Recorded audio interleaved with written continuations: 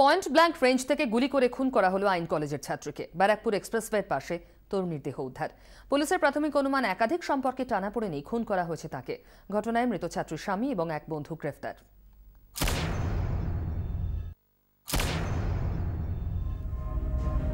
একাধিক সম্পর্ক আর সেই সম্পর্কের টানাপোড়েনের জেরেই গুলিবিদ্ধ হয়ে মৃত্যু হয়েছে মৌমিতা বিশ্বাসের।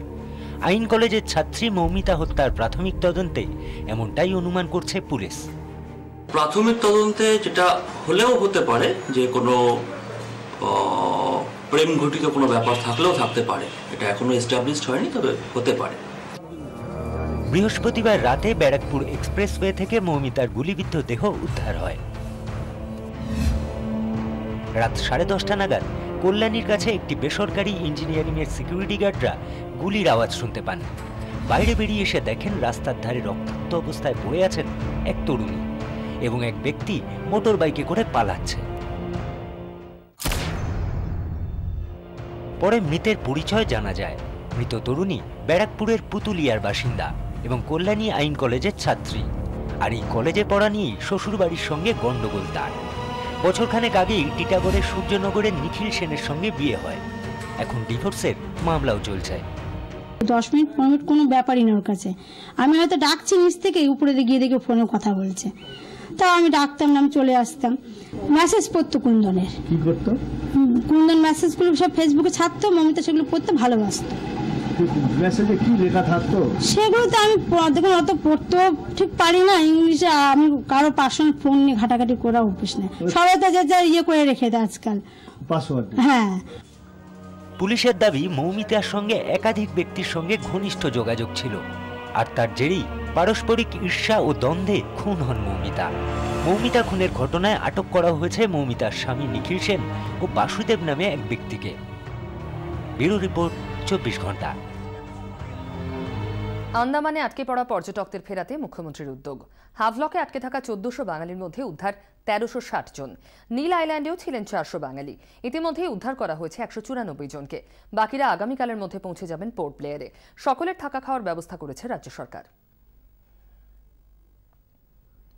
শিশু বিক্রি চক্রে জড়িত স্বামী। 24 ঘন্টায় অভিযোগ মহিলার। দাবি, পুলিশের কাছে স্বামীর কীর্তি ফাঁসের কথা বলতেই তাকে ঘরছাড়া করা হয়েছে। পাঠিয়ে দেওয়া হয়েছে নেশামুক্তি কেন্দ্রে। অভিযোগ নিয়ে সিআইডিতে নেশামুক্তি কেন্দ্র শুরু হয়েছে তদন্ত।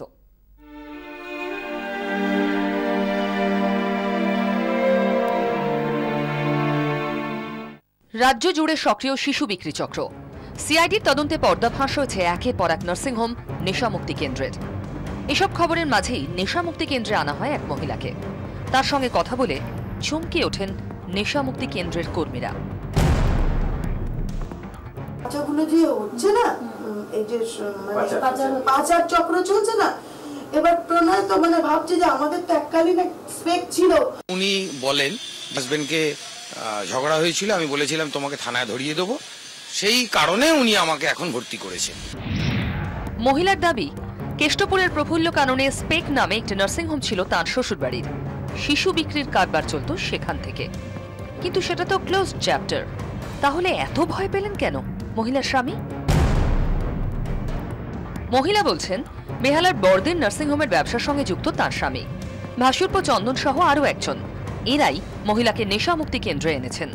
নার্সিংহোম থেকে দুটো পেরেন্টসকে বেবি অ্যাডপ্ট পাইয়ে দিয়েছে।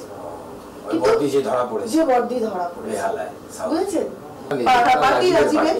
আর এ হচ্ছে চন্দন হচ্ছে বেবি, আর রাখার জায়গা কে কার? পুনা।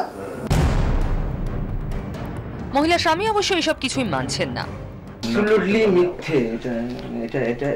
এটাও বলবেন আমার সামনে। আমার একটা গভর্নমেন্টের হোম ছিল, সরকারি হোম, সেটা বন্ধ হয়ে যায়। আমার নিজের কাজে আমি কৃষ্ণনগর যাই, উজ্জ্বল বিশ্বাস যে কারিগরি শিক্ষামন্ত্রী, কিছু কিছু প্রজেক্টে কাজও করি। আপাতত বেপাত্তা মহিলার স্বামী। বিষয়টি নিয়ে সিআইডির দ্বারস্থ হয়েছে নেশামুক্তি কেন্দ্র কর্তৃপক্ষ। আমাকে একটা চেক দিয়ে গেছিলেন, চেকটাও বাউন্স হয়ে গেছে। পুরো ব্যাপারটার মধ্যেই একটা জটিলতা আছে এবং আমাদের সন্দেহ হয়েছে, ওই জন্য আমরা প্রশাসনিক জায়গায় আমরা দ্বারস্থ হয়েছি। অভিযোগ নিয়ে তৎপর হয়েছে সিআইডিও। ক্যামেরায় তুষার ঘটকের সঙ্গে মৌমিতা চক্রবর্তীর রিপোর্ট, 24 ঘন্টা।